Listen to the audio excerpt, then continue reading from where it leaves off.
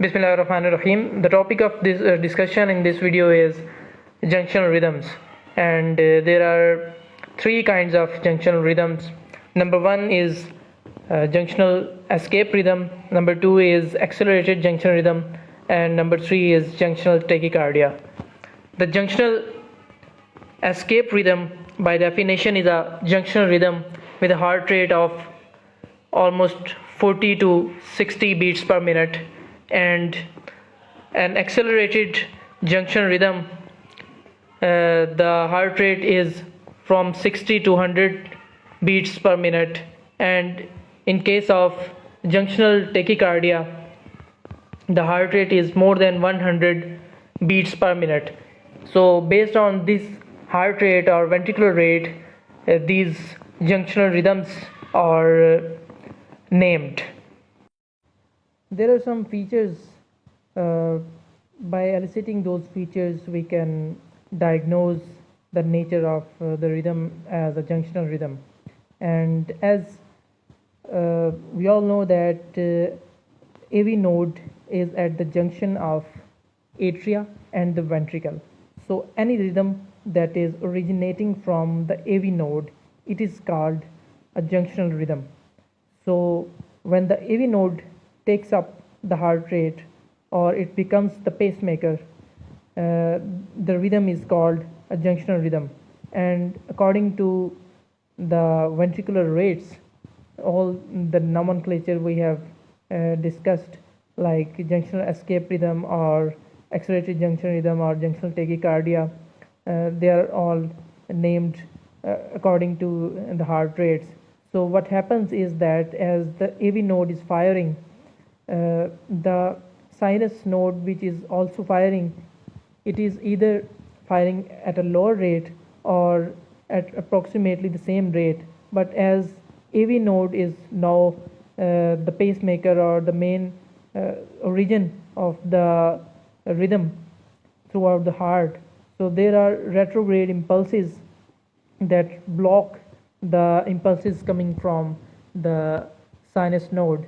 So P waves that are present are either buried inside the QRS complex or even the T waves, or they are visible as a retrograde P waves. They can be visible just like this, as we can see. For example, this is a P wave and this is a narrow complex, QRS complex, and this is a T wave. The P wave is inverted and there is a short PR interval. It can also manifest as even an upright small P wave, a narrow PR interval, and a narrow QRS complex. So these are some main features of the junctional rhythms. The P wave is either not visible as it is buried inside the QRS complex, or it is present as a retrograde P waves. So by looking at these features of the ECG, we can diagnose the rhythm as a junctional rhythm. There is another possibility that the P wave may appear after the QRS complex. Just for example, this is a QRS complex and the P wave as a short P wave appears after the QRS complex followed by a T wave. So these are some possibilities that the P wave may manifest with one of those. These two ECGs are examples of junctional escape rhythm. In the upper ECG, P wave is not visible as it is buried inside the QRS complex, and there is bradycardia. And in the lower ECG, the P waves, although they are visible, but they are retrograde and they are inverted, and there is short PR interval. So a narrow QRS complex and a retrograde P wave, or even an absence of P wave, they are the hallmark of a junctional escape rhythm, along with bradycardia, and mostly they are seen in case of heart blocks.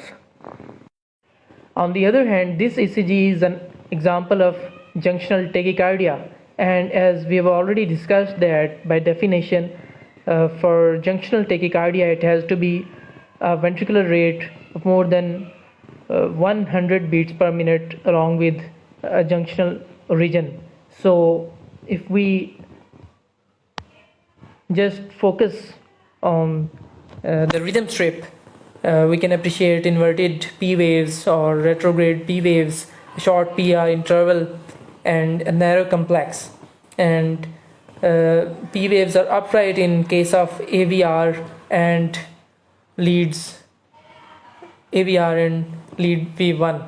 So this is an example of junctional tachycardia. So this was all for now. I hope you liked the video and it was beneficial. Thank you very much.